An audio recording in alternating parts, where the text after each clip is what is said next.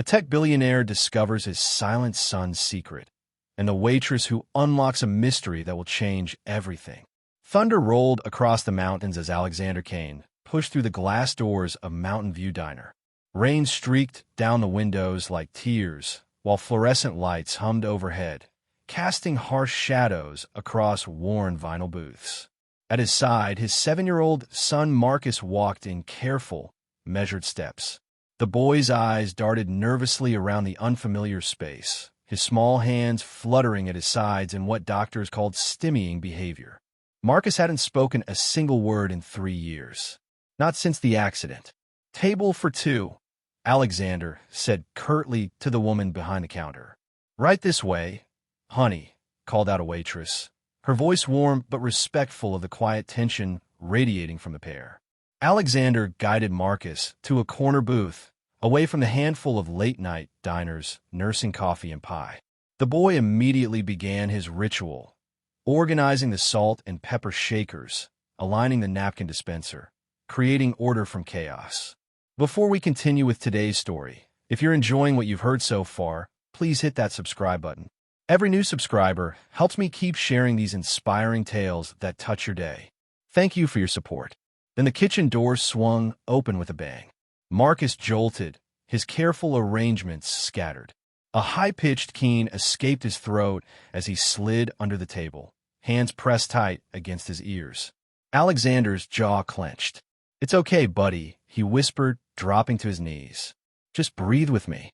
But Marcus was already lost, rocking back and forth, trapped in a world Alexander couldn't reach. Before he could react, someone else was there. A young woman in a coffee-stained apron knelt beside the table. But instead of speaking, she simply moved her hands. Graceful, deliberate gestures that seemed to paint meaning in the air. Marcus stopped rocking. His eyes locked onto her moving fingers, and something incredible happened. His own small hands began to mirror her motions, hesitant but unmistakable. Alexander watched in stunned silence as his son communicated. The waitress, whose name tag read Isabella, smiled and continued the silent conversation. Marcus's face lit up with the first genuine expression Alexander had seen in months. "What are you doing?" Alexander's voice cut through the moment like a blade. Isabella looked up, startled. "I was just—" "You don't touch my son without permission," Alexander snapped, his voice sharp with protective fury. "Who do you think you are?" The diner fell silent. Every head turned toward their corner booth. Isabella's cheeks flushed red. "I'm sorry. I was only trying to help." "He seemed—" "You know nothing about him," Alexander said, standing to his full height. "Nothing about what he's been through." "I know he's scared," Isabella said quietly, her hands still moving in gentle signs as she spoke. "And I know he understands more than you think." The words hit Alexander like a physical blow. Marcus had crawled out from under the table and was standing beside Isabella, his small hand reaching toward hers. For a moment, father and son locked eyes. Then Marcus turned away. Alexander threw a $20 bill on the table and guided Marcus toward the door, ignoring the weight of judgmental stares. As they stepped into the storm, Alexander caught a glimpse of Isabella in the window. Her expression wasn't angry. It was heartbreaking. The sleepless nights that followed were filled with Marcus's silence, and Isabella's words echoing in Alexander's mind. "He understands more than you think." Alexander had spent 3 years searching for answers. Therapists, specialists, and experimental treatments. Nothing had reached Marcus the way those simple hand gestures had. Every morning as they drove past the diner, Marcus pressed his face against the window, searching.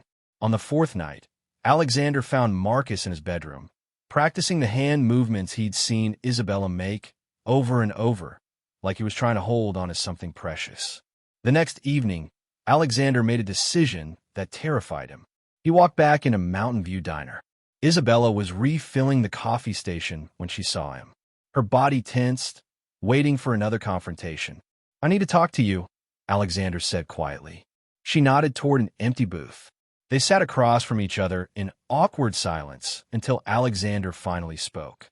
"My son," he began, then stopped, searching for words. Marcus hasn't spoken since his mother died. The doctors say it's selective mutism triggered by trauma. Isabella's expression softened immediately. But last night, Alexander continued, I found him practicing what you showed him. He was trying to communicate. Sign language, Isabella said gently. American Sign Language. I've been studying it since I was 12. Why? Isabella hesitated, then rolled up her sleeve, revealing a small hearing aid. I lost most of my hearing in my left ear when I was young. Learning ASL helped me understand that communication isn't just about sound. Alexander felt something shift in his chest. Could you teach him? Teach him what? To speak again. With his hands, with signs. I don't care how. I just want to reach my son. Isabella studied his face for a long moment. It's not about teaching him to speak, Mr. Kane. Alexander Kane. Her eyes widened slightly at the name, but she didn't comment on his identity as one of the most powerful tech executives in the country. It's about teaching him that he already has a voice, she continued. He just needs someone to listen in the right language. The following Sunday, Isabella arrived at the Kane estate with a worn canvas bag and nervous energy. The house was a masterpiece of modern architecture, all glass and steel perched on a hillside overlooking the valley.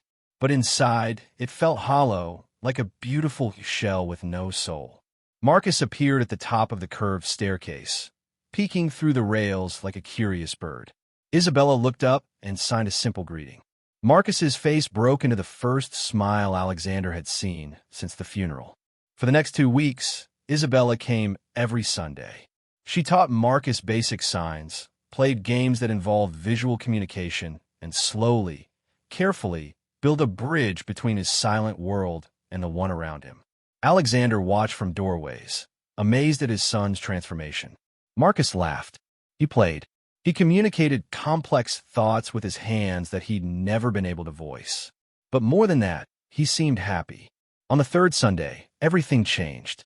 Isabella was teaching Marcus the signs for family members when the boy suddenly went rigid. His hands began moving rapidly, frantically, signing something Isabella had never taught him.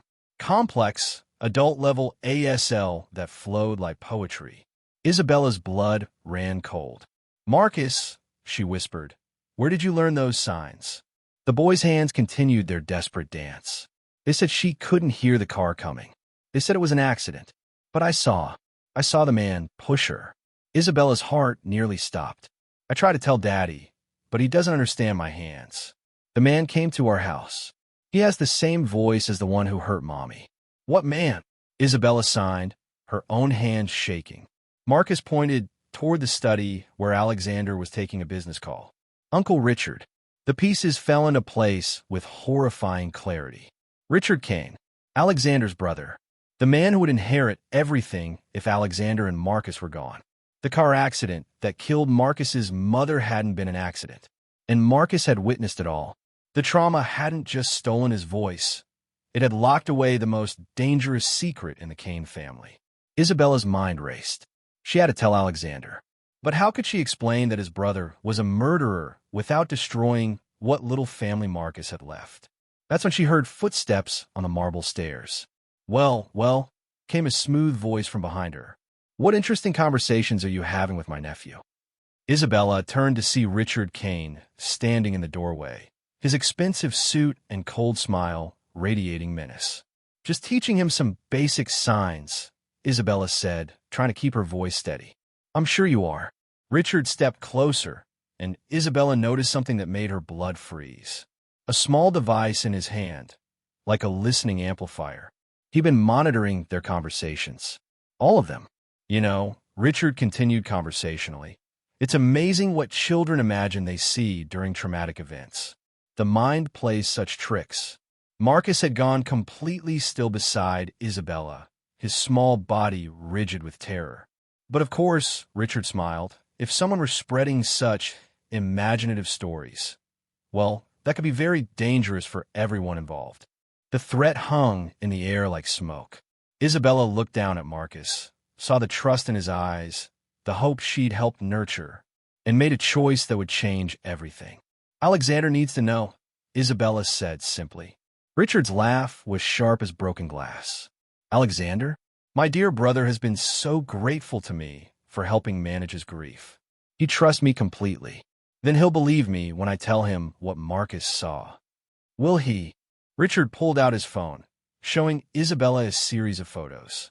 Or will he believe the evidence I've carefully collected showing a struggling waitress seducing a wealthy widower for his money? Isabella's heart sank as she saw the doctored images. Her entering the mansion, standing close to Alexander, Marcus's improvement being painted as manipulation. You won't win, she whispered. Already have, Richard replied. Do you know how easy it was to arrange my sister-in-law's accident? How simple it will be to arrange yours. That's when Marcus moved. The boy who hadn't spoken in 3 years suddenly stepped between Isabella and his uncle. His small hands began to sign, but not to Isabella. He was signing to the security camera in the corner of the room. The smart home system that Alexander had designed himself. The system was programmed to recognize and record sign language. The system was live streaming everything to Alexander's phone. Richard followed Marcus's gaze and went pale. You little. The study door burst open. Alexander stood there, his phone in his hand, his face a mask of fury and heartbreak.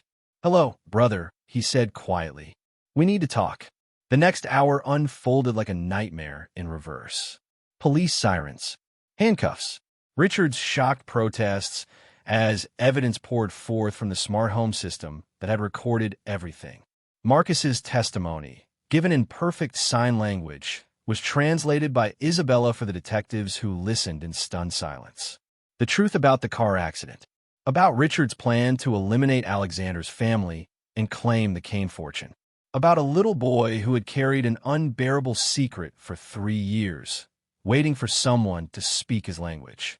As dawn broke over the mountains, Alexander sat with Marcus and Isabella on the mansion's terrace, watching the police cars disappear down the winding road. I'm sorry, Alexander said to Isabella, for everything, for not trusting you, for not seeing what Marcus needed. You were protecting him the only way you knew how, Isabella replied gently. Marcus looked up at both of them and signed something that made Isabella smile through her tears. What did he say? Alexander asked.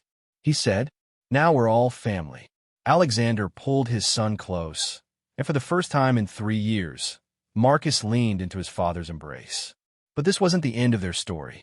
It was just the beginning. 6 months later, the courtroom was packed as the judge delivered the final verdict. Richard Kane, guilty of murder in the first degree, guilty of conspiracy, guilty of attempted murder. Marcus sat between Alexander and Isabella, his small hand confidently signing his relief to the court interpreter. Outside, reporters swarmed, but Alexander held up a hand for silence. My son wants to say something, he announced. Marcus stepped forward, his hands moving in graceful, confident signs as Isabella translated. I want other kids like me to know, being different isn't being broken. Sometimes it just means you're listening to the world in a different language. The crowd fell silent, moved by the wisdom of a 7-year-old who had found his voice in silence. That evening, at a small ceremony in their garden, Alexander asked Isabella the question that had been growing in his heart for months.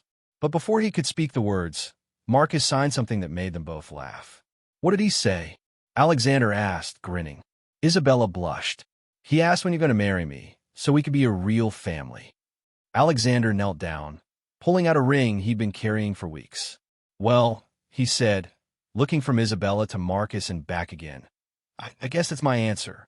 Isabella's hands trembled as she signed yes and spoke it aloud at the same time. Marcus clapped his hands in delight, then signed something that made Isabella gasp. What? Alexander asked. He said, I love you, Mom. But then Marcus did something even more extraordinary. He looked directly at his father and, in a voice rusty from years of silence but clear as crystal, spoke his first words since the accident. I love you too, Dad. Alexander's tears mixed with laughter as he pulled both of them into his arms. In the distance, thunder rolled across the mountains, but this time it sounded like applause. 1 year later, the Kane Foundation's new headquarters buzzed with activity. Children who communicated in signs, symbols, and silence found their voices honored and celebrated. Alexander had used his technology empire to create something revolutionary: AI systems that recognized and translated multiple forms of communication, ensuring no child would ever be misunderstood again. Isabella directed the Foundation's educational programs, her own journey from struggling waitress to advocate, inspiring thousands. And Marcus? He became the Foundation's youngest ambassador, proving every day that being different wasn't a limitation. It was a superpower. The family that had been broken by tragedy and almost destroyed by betrayal had emerged stronger, bound together by love, truth, and the revolutionary idea that everyone deserves to be heard, no matter what language they speak.